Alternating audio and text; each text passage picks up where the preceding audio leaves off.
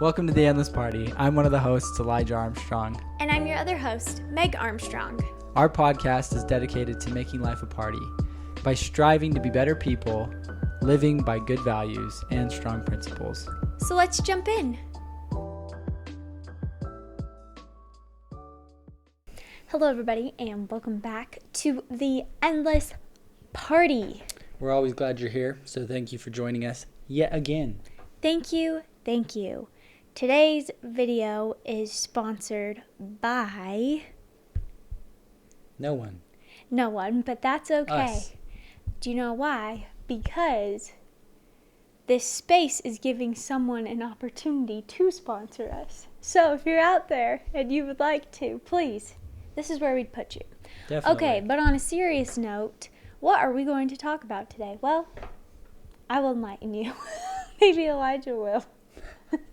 So we're actually going to talk about three books that have really just blessed our lives as of late, and that really just kind of in the same vein of what this podcast is, and that's just about living up to your potential, getting rid of doubts, negative thoughts, negativity in general, just living up to the best that you can be.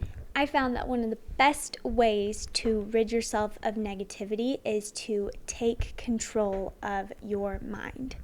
And so as I was writing this podcast, the title that came to my mind was Take Control of Your Mind to Take Control of Your Life. Wow, that's a play on words. Well done. Yes.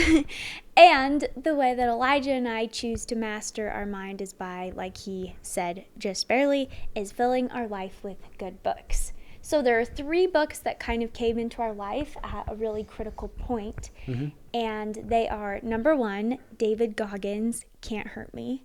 Number two, Jon Acoff's Soundtracks. And number three, Nick Vujicic's Life Without Limits. Mm-hmm. So we're going to kind of go through these books and share the points that really inspired us. And the first one we're going to share today is David Goggins' Can't Hurt Me. And I would like Elijah actually to describe how he found this book and when it came into our life. Yes. So we were actually going through a bit of a trying time in our lives. We're trying to take more control over our situation, and not only our situation, but just our own personal, individual well-being, as well as our marriage's well-being and our family's well-being. And we're like huge on proactivity, and so we were like, okay, how do we be proactive in this situation that we found ourselves in? And so I picked up this book just at a DI, or what do you call it? Goodwill. Yeah. Picked it up at a Goodwill, and I started kind of thumbing through it. I mean, the title caught my eye, Can't Hurt Me, because part of the situation that we were dealing with was just taking control of our life from really other people. And not letting other people hurt us. Yeah, and determine our outcomes and determine our life. And so I started to just immediately, I think on the first, or I can't remember where on the book, but it says David Goggins' childhood was literally a hell on earth. Mm-hmm. And so I started to just think back to my own past and the things that I've experienced, and how he went through one of the worst childhoods that you possibly could with an abusive father, and living in the high life in terms of wealth, and then going from that to poverty with his mother when they finally left his abusive father. And if he could go through this, if he could experience this and say, you can't hurt me anymore, it's like, this would probably be worth the read for us to just even gain strength from somebody else's experience. And so that's what piqued my interest. And so I was like, Meg, we should buy this. And we did, and we started reading it together every day, just out on a blanket when with we went our to the babies, parks. Yeah, with our babies. And I also, like, mind you, it's David Goggins. Yeah. If you know should anything add this about point. him, he's very intense, and it's awesome. And he was a Navy SEAL. But you might want to just filter it a little bit. So we had Elijah read it so he can filter it for me. So I filter it for Meg and obviously our children, right? And so I bleeped out any of the words and just filled them in with more acceptable words for our little family. It was honestly, it made the story more entertaining. Yeah. But David Goggins' story is so inspiring. It is. It's really inspiring. As Elijah mentioned, he grew up with a physically, emotionally abusive father. Mm-hmm. And when his mother finally had the courage to leave him and take his brother, he then found himself in poverty. And he found himself falling into the stereotypes that, you know, a black person would fall into the South during the 19, was it Can't remember 70s, exactly. 80s? But yeah, he was experiencing racism. He was experiencing Prejudice. Yeah, and he all the started to things. become what he even said is a gangster. Yeah. Just a thug. And it was just fascinating to see him because finally he got serious. Mm-hmm. And he went into the mirror and it got all steamy and he started just actually talking to himself. What did he call it? His accountability mirror, His yeah. accountability mirror. And so he shaved his head, completely bald. His face. His face, he was just clean shaven because he wanted to just be his authentic And he self. looked at himself in the eyes. Yeah. And he affirmed to himself basically all the negative things that were occurring in his life because of his decisions. Yes. And so he got serious with himself. His, what was the mirror? Accountability mirror. Accountability mirror. And he kept himself accountable. And it was interesting because he started to see this dramatic shift in his life. His grades improved. Everything started to improve. And then all of a sudden, he completely stopped. And he gained how much weight? Oh my goodness. So he's a tall guy, but I think he was like just shy of 300 pounds. Was he? Just shy of 300 pounds? Yeah, so he just He joined the military and then joined the Air Force? No, the special pararescues. First. Yep. Okay. Didn't make it. He Came came home. out and then quit. Quit, came home, gained so much weight to the point that he was 300 pounds. But in the back of his head, he always had wanted to be something more, and he aspired to be a Navy SEAL. Yep. And he was a roach killer. Yeah. He was 300 pounds, and his job was literally going and spraying bugs at restaurants at night. It was kind of crazy too. On top of that, his diet was a chocolate milkshake, 2 bowls of Fruity Pebbles, a bag of Hostess donuts. A whole bag of Hostess donuts. And this was just like his breakfast. Like, it was insane. Yes. He even says this in his book. Amazing story. And then finally one day he goes to kill rodents. And it was just too much for him. He's like, I can't do this. I don't want to be this person anymore. No, so he quit. Just immediately just left. Calls the Navy SEAL office. He's like, what do I have to do to get in? And they're like, well. One guy believed in him. Only one guy believed in him. And he's like, well, they have to take a test. Yeah, they have to take, it's basically like the SAT for the military. So he had to get his score up on that. And then I think he had to lose 100 and... He had to lose over 100 pounds. Like 120 pounds. And he did. Yeah, he did. With flying colors. Yes. Incredible story. Then he goes through the SEALs, and he goes through Hell Week. Not once, not twice, but 3 times. Because he gets severely injured and pulled from Hell Week. Then after that, he becomes a Navy SEAL. Then he gets into ultra marathons. And he just starts... runs 100 miles without ever training, and he looks like an NFL linebacker. When he does his kidneys go into failure. He runs himself into kidney failure. Mm-hmm. Then he does the race from hell through Death Valley. Incredible story. I mean, this guy literally, he's a different breed. And he's the epitome of mental toughness. He is. And he really inspired Elijah and I to just elevate our lives and to make the changes that were really hard, but like stick to our gut and, keep that mental toughness where it's like, no, I'm going to do this. One of our favorite things that he says on all of his social media, and it's stay hard. Stay hard. And so sometimes when I don't want to do my workout, or maybe I don't want to podcast, or I don't want to do something in the back of my head, I'm always imagining this huge, Navy SEAL David man. Goggins, stay hard. And I'm like, you know what? I can't. He's incredible. And not only that, he really shows just how unconquerable the human mind and human spirit are. Yes. And so if anything that we took from the book, it is that nothing and no one can hold you back from living up to your full potential except yourself. And that is really what he highlights in this book more than anything, over and over and over again. And that's what's cool about his life, is that he's always searching, to defy the odds, to improve himself. And that's why he's literally a different breed. He's the epitome of the race is only against himself. Yeah. He's only trying to make himself the best David Goggins he can be. Yeah. And he just defies everything, that any limitation that anybody's put on him, he's just defied it. Yeah. And it's inspiring. Honestly, it made me inspired to even consider training again. Yes, and, I agree. Running, not ultras, I'm not into that, but training But even again. considering, man, maybe I should do the ultras. I used to run 115 plus miles a week for 14, 15 weeks in a row.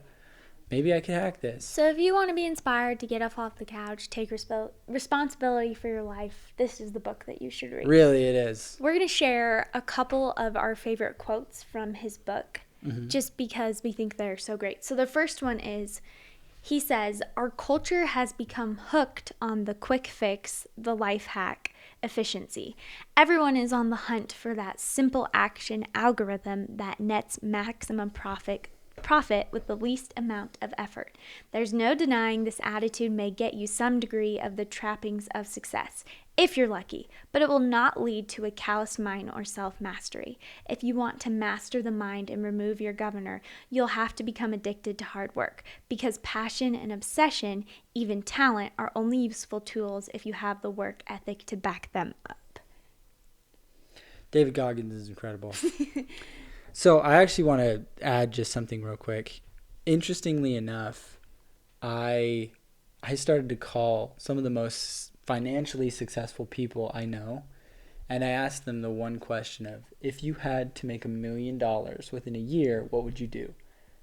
Interestingly enough, none of them Didn't have an answer. had a solid answer, because they all said, I did it the old-fashioned way.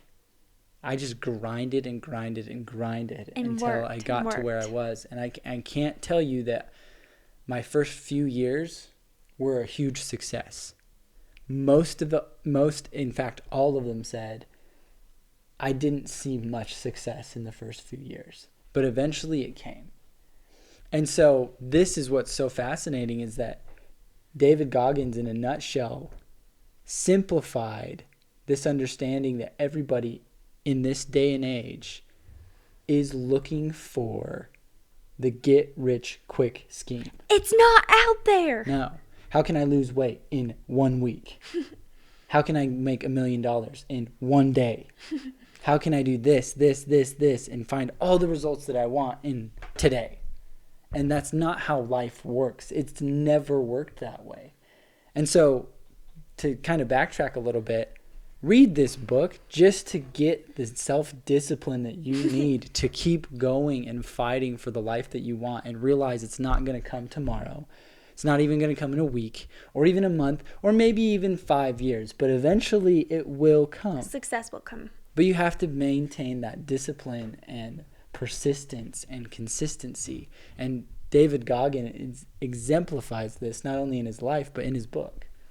I wanted you to share really quick. Do you remember what you were telling me about today about Alex Hormozy?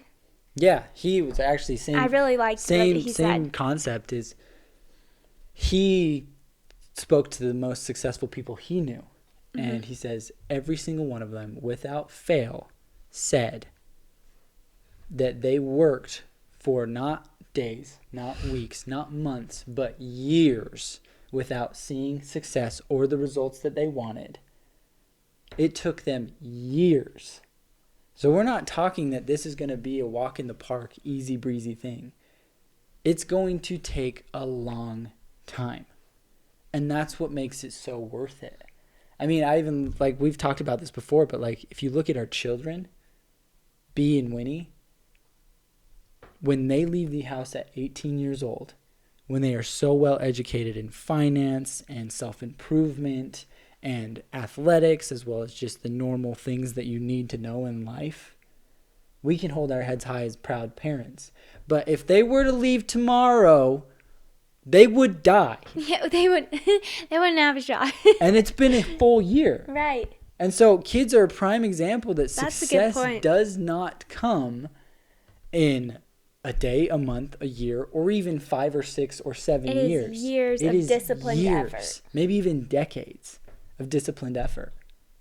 And that's what's so incredible. So, like, if you haven't seen the results, but you know you are staying the course, stay the course. Stay. You'll get there. Yes, you will.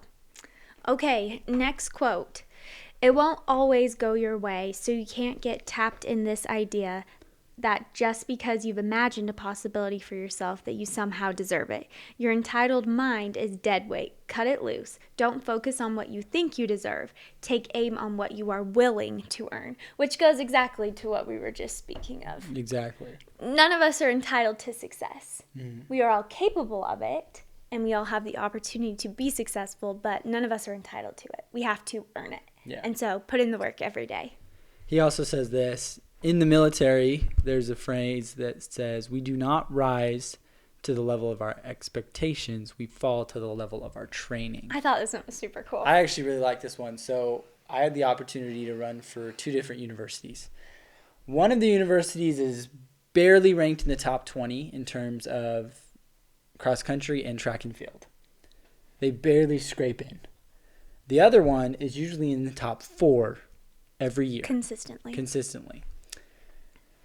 Interestingly enough, we were always expected at the first university I attended, which was Boise State, that we were going to be a podium team. Every year our coach was like, you have the capabilities and talent and discipline to be a podium team, which is top 3. Actually, it might be top 4 in cross country. And he was so wrong. His expectation was that we were going to be a podium team, but our training showed that we were not even a top 20 team. I think the best we ever placed was 7th. Now, on the flip side, when I attended Brigham Young University, our expectations were that we were going to be a podium team, and 9 times out of 10 we were, except the year I was there, which was kind of a bummer, not going to lie. Well, yeah, maybe I was just a bad omen, I don't know. But interestingly enough, our coach then, after we fell short of our goal, he took us aside and he's like, I expected too much from you, not because that you guys weren't capable of this or your training wasn't there. It was because I advised you wrong on how to execute this race. So it is fascinating that you never do in this life rise to your expectations. You fall to your training. And it's in everything. It's not just in physical training. It's in your mental training. It's the same thing with any preparation that you give to a business, to a presentation, to life. Mm-hmm. Love that. Okay, next quote. He says, I really like this one. Okay. We live in a world with a lot of insecure, jealous people. Some of them are our best friends. They are blood relatives. Failure terrifies them. So does our success. Because when we transcend what we once thought possible, push our limits and become more, our light reflects off all the walls they've built up around them. Your light enables them to see the contours of their own prison, their own self-limitations. But if they are truly the great people you have always believed them to be, their jealousy will evolve, and soon their imagination might hop its fence, and it will be their turn to change for the better. Elijah and I have been on this journey of filling our life with people who, kind of like this quote, will evolve and choose to believe in what we're trying to make of our lives. Yeah. So far, we have few in our corner, but that's okay. Because we're gonna keep continuing to meet people who we hope will evolve. But I really like this too, because I think sometimes, at least for me, as I've kind of learn more about life, I feel like I always feel stabbed in the back when my blood relatives or really close friends are the ones who seem to be so judgmental and disbelieving of what I've done. But the more I've come to read the stories and examples of other people, I'm learning that this is a very common thing. And so when it does happen, I don't have to be discouraged and I don't have to take it to heart, because I'm like, okay, very successful people have also dealt with this criticism and judgment. And so I can choose to live my life a certain way and hope that, my friends will come with me on my journey. I agree. It's actually cool because he has another quote that I think goes hand in hand with that. And he says, I thought I'd solved a problem when really I was creating new ones by taking the path of least resistance. So often, and this happened with Meg and I, as she just spoke about friends and family members and blood relatives, it's really hard to rise above that when everybody else wants you to remain the same. And I'll use the sports analogy here, but even back in high school, I wanted to be a champion more than anything. I wanted to win state, I wanted to win nationals, and I wanted to go D1, full ride. And in order for me to do that, I knew that I would have to sacrifice a lot of things. And I got invited to party after party after party until finally they stopped calling. And I realized that if I started to attend these parties with these people, that was the path of least resistance. It's very, very easy to give in to the friends that are like, oh, come on, just have one more drink with us. Oh, come on, just stay out late tonight. Oh, come on, you don't have to work out today. That's the path of least resistance. That's why there's hundreds of thousands, if not millions of people on that path. Right. I'm gonna be real. Tonight, Elijah and I were debating whether we should film this podcast or not. And Stay hard. I'm going to be real. We were going to make these delicious cookies that we've been wanting to make for weeks now. And we were going to watch Harry Potter. And it was going to be a bang-up night. It was going to be a fantastic night. And it still is a fantastic night. But I bring this up because I'm so thankful that I'm married to someone who says, you know what? No, let's do the podcast. Let's do it tonight. And I'm like, you know what? Yeah, let's do it. Let's get it done. Mm-hmm. And so here we are filming. Maybe we'll get to Harry Potter after. We'll have to see. Maybe not. But I'm glad I'm here. That's okay. But it was hard to get ready and set up and do this because, Well, yeah. Well, the path of least resistance is cookies and Harry Potter. Instead of, doing the work that you should. I mean, it's no different than... I just read a statistic. So, I think 350 words a day is a novel in 9 months. Oh, wow. Yeah. Is a full novel in 9 months. So if you want to write a book, 350 words a day is a novel in 9 months. And when you think about it and you break it up into these easy, manageable parts, that doesn't seem so lofty. But it is so much easier to throw on Netflix, watch Harry Potter, eat a cookie, and chill out than sit down for 5 to 10 minutes and write the 350 words. And it's no different than with this podcast, with a business, with a YouTube channel that you want to start, whatever it is, it's so much easier not to do any of those things. But that's when you need to stay hard. Stay hard. Stay hard. Okay, last quote. Only you can master your mind, which is what it takes to live a bold life filled with accomplishments most people consider beyond their capability. Only you. So... master your mind, and once again, stay hard. It's all on choices too. I mean, when I think about that, it's fascinating to me because here's a person, back to Mr. Goggins real fast, and then we'll move on to the next book. But he was a person that literally had every reason not to succeed. He could have used a million different excuses, and they would have been pretty valid excuses yes. for him not to succeed, but instead he chose to master himself and master his mind and became something great.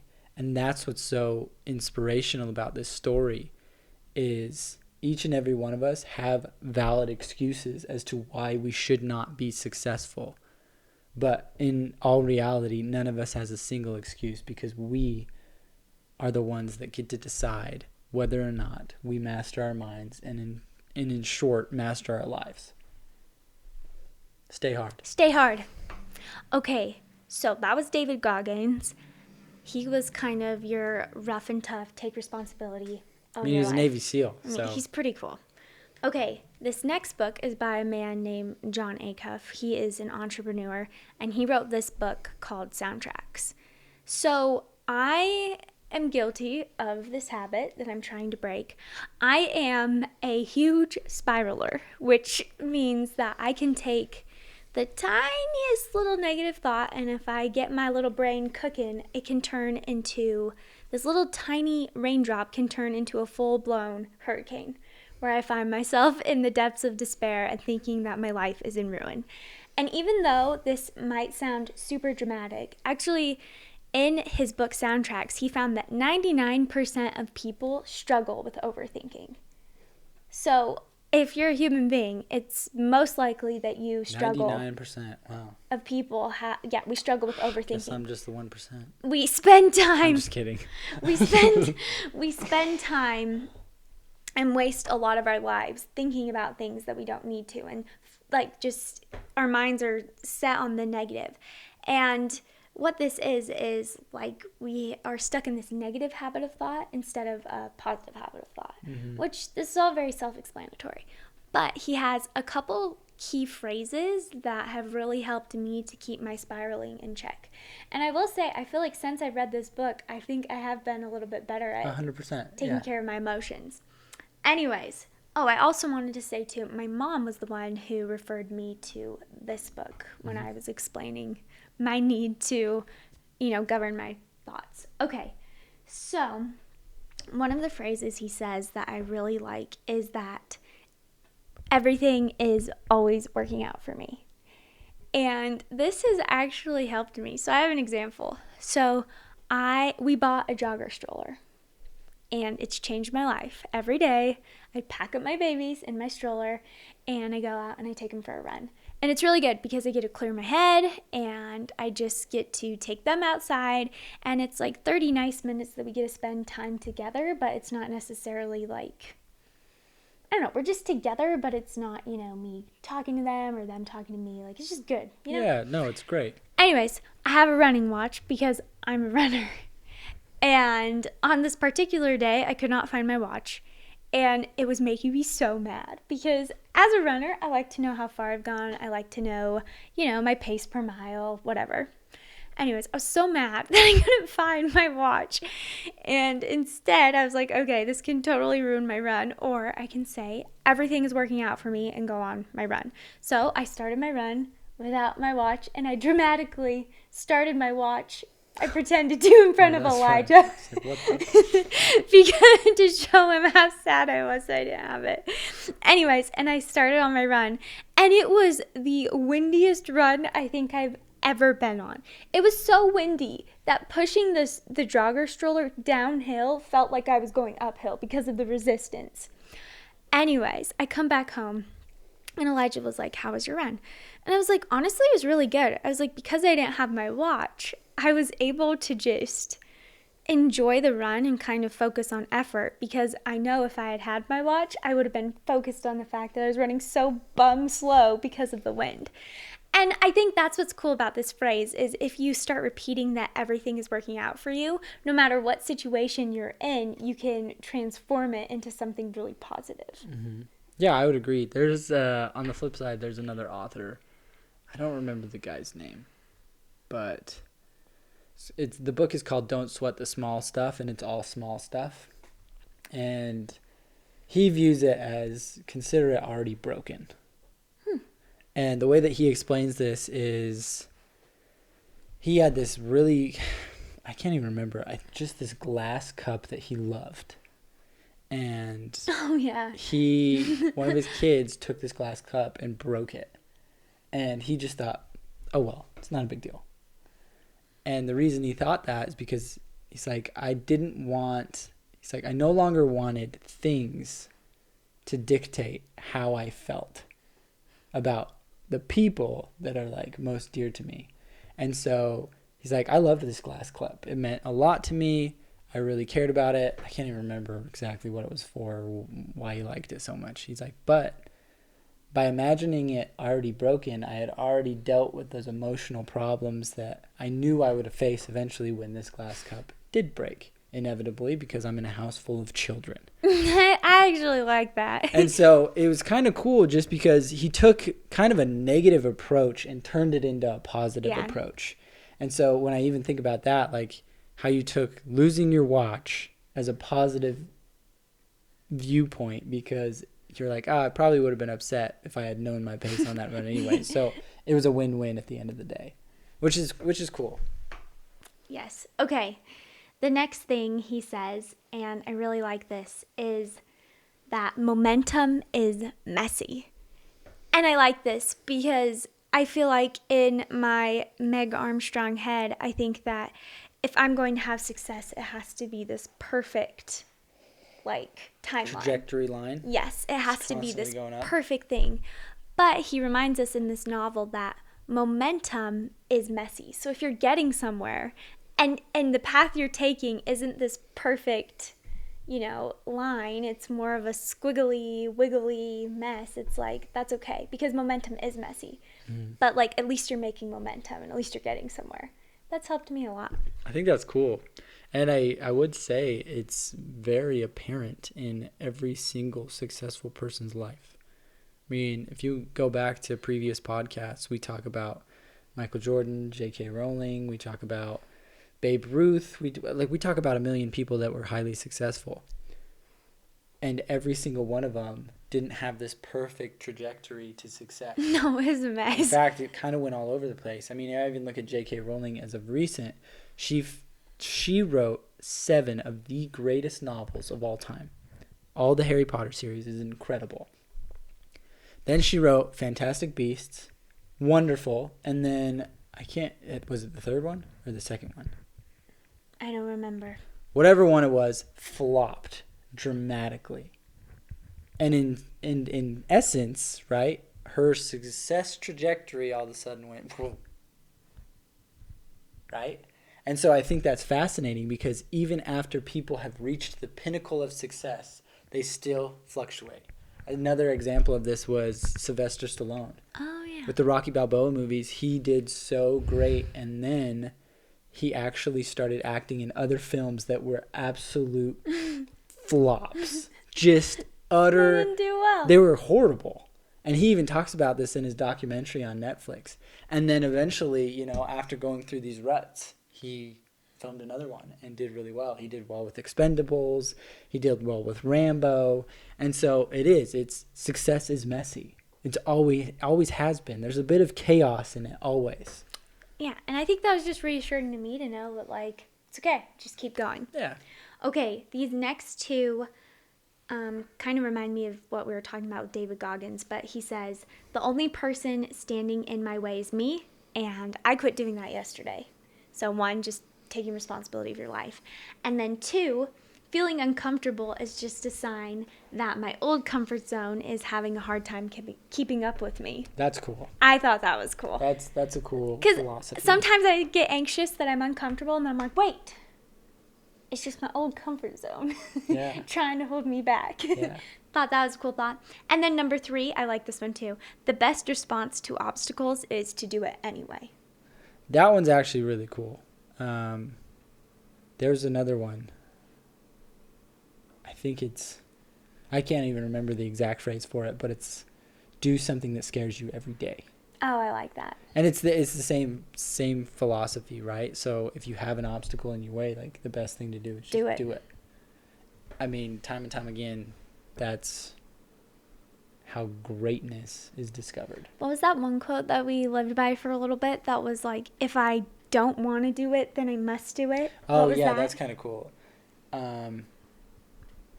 It was this guy, I can't even remember who I was listening to, but he's like, I am the most undisciplined person on the planet Earth. He's like, but I have a rule that I follow. I love it. And he says, on the days that I feel like doing it, I do it. On the days that I don't feel like doing it, I must do it. And I was like, so he's probably one of the most disciplined people on the planet Earth, right? And so it's cool. And I would agree with that philosophy, but I would also agree with the one that you just expressed. The best response to an obstacle is to do it anyways. Pretty cool. Yeah. Okay, we're going to end this soundtracks portion with a quote from Jon Acoff that I thought was beautiful. It says, may your peace be too deep to trade for the shallowness of politics. May your joy be too rich to exchange for the thin reward of winning an argument with a stranger. May your patience be too hard won to give up for the rage of the moment. Choose what matters most and hold fast. That is beautiful. I thought that was so cool. Yeah. Well done, Jon Acoff. He's a pretty cool guy. You should check out his work too. Yeah. Okay, Now, our third and final book is the story of a man named Nick Vujicic, Life Without Limits.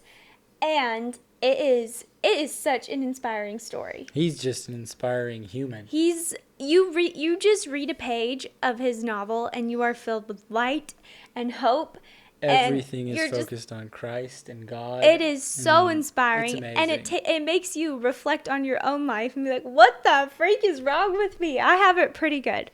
So if you don't know, Nick Vujicic was born with this rare condition. He has 0 limbs. Yeah. No arms. No legs. He has a tiny left little, calls it his chicken drumstick. It's like a little foot with 2 toes. Yeah. He got surgery to get the toes. Anyways. And he goes through his life story and he talks about how for a while there he struggled to understand who he was and why he was even alive and why he was created. But through God, he recognized that he was God's creation and he was the perfect him.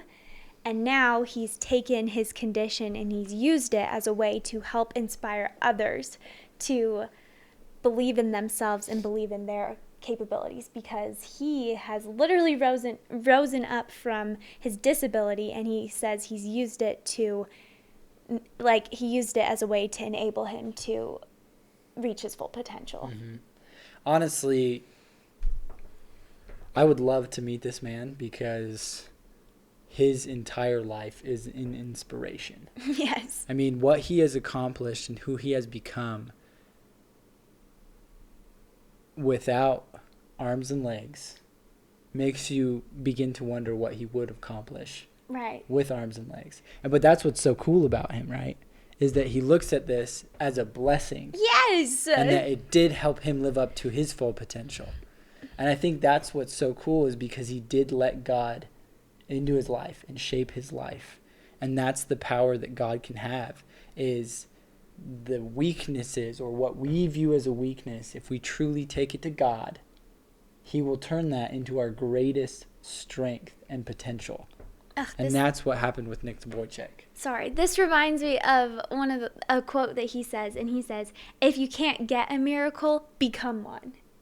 And so what happened is he would pray a lot for God to give him his limbs back. He wanted a miracle. And that prayer wasn't answered. But he became a living miracle. And this all came full circle when he met another little boy named David who had the same condition that he was born with. Mm-hmm. And so he was able to become David's miracle. Yeah. And so this all just kind of transpired. What's incredible about that story too is that his parents actually helped David's parents as well. Yes. Navigate what it was like to raise a baby with no appendages. And so they really became this miracle for this entire family. But I would even take it a step further. He became a miracle for the world. The good that he has done, the influence that he has had, the speeches that he has given have touched the lives of millions upon millions of people. Mm-hmm. And it's all because he chose to let God turn his weakness into his greatest strength. Right. Another quote I really liked that he said is, some injuries heal more quickly if you keep moving. And that kind of reminded me of the soundtracks line that was talking about how the best way to approach an obstacle is to do it anyway. Mm-hmm. So I think a lot of times, we want to play the victim, and when we're hurt or injured, we want to sit at home and, what's the word? Mourn, gripe, whatever. Yeah. But the best thing to do to get over life's hardships are to do it anyways, and to realize that you just got to keep moving on and move forward, and that's the best way to heal. Mm-hmm. It's like that same quote. It's like more prayers are answered on your feet than on your knees, because it's by taking action that you begin to see that success, and it's by taking action that you see these old wounds begin to heal. It's actually interesting. My mother, a year ago now, had double hip replacement, And part of the recovery process is movement. And so it's not just with emotional trauma, it is with physical trauma as well. Oftentimes, the greatest way to heal is to get up and move. Meg even can attest to this with her C-section. Yeah. She definitely needed bed rest, don't get me wrong, but she also needed to get up and move and begin to allow those muscles to heal the way that they are meant to heal and that blood flow to begin to develop. So in this sense, you need to develop allow your spiritual blood flow to flow. I like that. You're welcome. Another quote that I really liked is he says, "Life isn't about having, it's about being. You could surround yourself with all that money can buy and you'd still be as miserable as a human can be. I know people with perfect bodies who don't have half the happiness I found. On my journeys, I've seen more joy in the slums of Mumbai and the orphanages of Africa than in wealthy gated communities and on sprawling estates worth millions." I really like the part that he just called out the fact that a lot of us fall into our own ways and we think that life is all about having and getting. Mm-hmm. But it isn't. It's all about being and giving. Yeah, and I thought that was a cool reminder. Well, I think that was cool too. He's like, I know people with perfect bodies who aren't as happy. Have not found the happiness that I've found. And what's amazing is that everybody could find it. It's out there. That same happiness that Nick Vujicic has found, even though he has no arms and legs, is out there for everybody. It's not just this finite material destined for only people without arms and legs. It's for everyone. It's for everybody. And that's what's incredible is that as soon as you become that person and begin to give more of not only your resources, but more specifically of yourself, you'll find that happiness. And we actually just talked about that in our previous podcast, is that happiness is based around how much kindness you give to this world. Mm-hmm. Okay, next quote. "We easily become trapped in the someday mentality. Someday I'll have all the money I need to enjoy life. Someday I'll be able to spend more time with family. Someday I'll have time to relax and do what I love doing." There is no someday. There's only today. Well, me and Meg even fell into this trap for a little bit. Yes, we did. You know, it's like, oh, as soon as this happens, we'll do this. As soon as this happens, we'll do this. And it begins to just be this endless circle of nothingness. Nothing gets done, and you're miserable. Someday's never going to happen. So begin today. Okay, another quote. "To pursue your dreams, you have to take action. Move it or lose it. Act or be acted upon. If you don't have what you want, consider creating what you want. God will light the path. Your chance of a lifetime, the door to your dreams is open. Your path to a purpose may present itself at any moment. Be ready for it. Do all you need to do. Learn all you need to know. If no one comes knocking, beat down a few doors. One day you'll step into the life you desire." Pretty miraculous, honestly. And what's fascinating about this is his whole mentality goes back to what was the book before this? Soundtracks? So it goes back to Soundtracks. It goes back to David Goggins' book. It's all about taking action. It's all about taking responsibility. It's all about choosing the life that you want and pursuing it relentlessly. And I think that's what's so profound is we've said this before, but all of these books out there, they begin to connect with one another because everybody has found that the secrets to success are not a secret and that they are out there for everybody, but they're usually disguised as hard work. Yes. That's really what it is. That's what it boils down to. And what's amazing is that all of these individuals have found that. And so we know that we can, and you can too. Yeah. So thank you so much for being a part of our podcast today. I really hope that this episode inspired you to follow your dreams, to take responsibility of your life. Stay hard. To stay hard and to make something great or be something great. Absolutely. If you don't have a miracle, become one. Become one. So until next time, friends, We greatly appreciate you, as Meg has said. Make sure you hit that subscribe button if you haven't, and share this with friends. Okay, till next time. Peace. Peace.